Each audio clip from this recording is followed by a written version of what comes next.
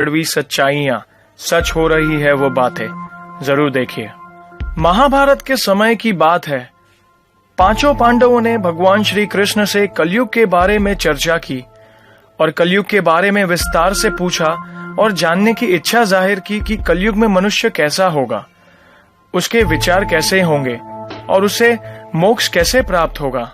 इन्हीं प्रश्नों का उत्तर देने के लिए भगवान श्री कृष्ण कहते हैं, तुम पांचों भाई वन में जाओ और जो कुछ भी दिखे वह आकर मुझे बताओ, मैं तुम्हें उसका प्रभाव बताऊंगा।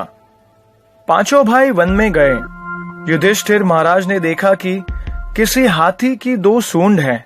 यह देखकर आश्चर्य का पार न रहा। अर्जुन दूसरी दिशा में गए। वहां उन्होंने देखा कि कोई पक्षी है, उसके पंखों पर वैद की ऋचाएं लिखी हुई है, पर वह पक्षी मुर्दे का मांस खा रहा है। यह भी आश्चर्य है।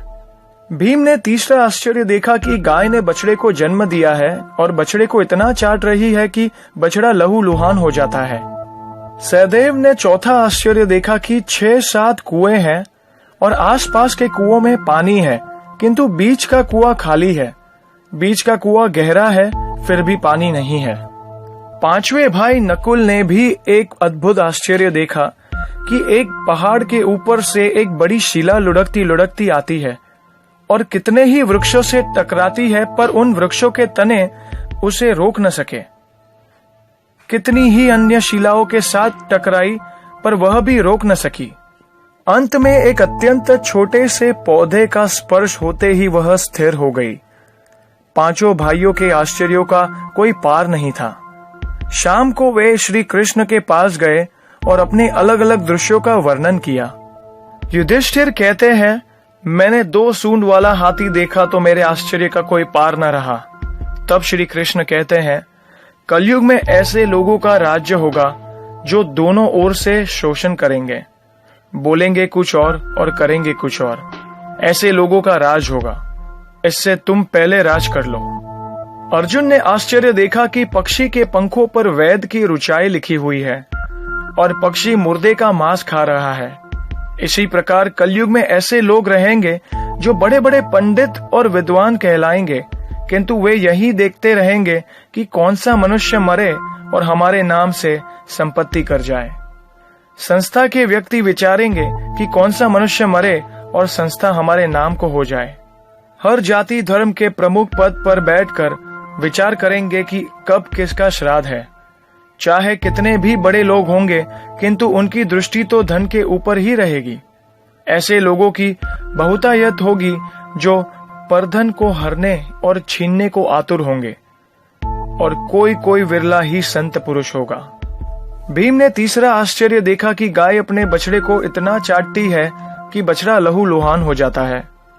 कलयुग का आदमी शिशुपाल हो जाएगा। बालकों के लिए इतनी ममता करेगा कि उन्हें अपने विकास का अवसर ही नहीं मिलेगा। किसी का बेटा घर छोड़कर साधु बनेगा तो हजारों व्यक्ति दर्शन करेंगे, किंतु यदि अपना बेटा साधु बनता होगा तो रोएंगे कि मेरे बेटे का क्या होगा। इतनी सारी ममता होगी कि उसे मोह माया और परिवार में ही बांध कर रखेंगे और उसका जीवन वहीं खत्म हो जाएगा। अंत में बेचारा अनाथ होकर मरेगा। वास्तव में लड़के तुम्हारे नहीं हैं, वे तो बहुओं की अमानत है। लड़कियां जमाइयों की अमानत है और तुम्हारा यह शरीर मृत्यु की अमानत है और तुम्हारी आत्मा परमात्मा की अमानत है।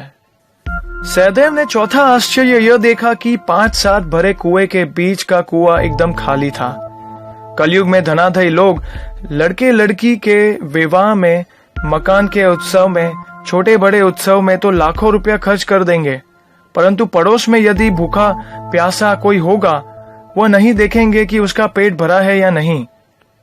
दूसरी ओर मौज मौज में शराब, कबाब, फैशन या व्यसन में पैसे उड़ा देंगे, किंतु किसी के 2 आंसू पोंछने में उनकी रुचि न होगी, और जिनकी रुचि होगी उन पर कलयुग का प्रभाव नहीं होगा, उन पर भगवान का प्रभाव होगा। पांचवा आश्चर्य यह था कि एक बड़ी चट्टान पहाड़ से लुढ़की। वृक्षों के तने और चट्टाने उसे रोक न पाए, किंतु एक छोटे से पौधे से टकराते ही वह चट्टान रुक गई। कलयुग में मानव का मन नीचे गिरेगा, उसका जीवन पतित होगा।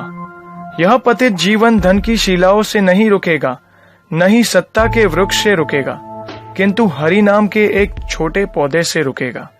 हरि कीर्तन के एक छोटे से पौधे से मनुष्य का जीवन पतन होना रुक जाएगा। तो ये थी वो 5 कड़वी सच्चाइयां जो भगवान श्री कृष्ण ने महाभारत काल में 5 पांडवों को बताई थी। जय श्री कृष्ण।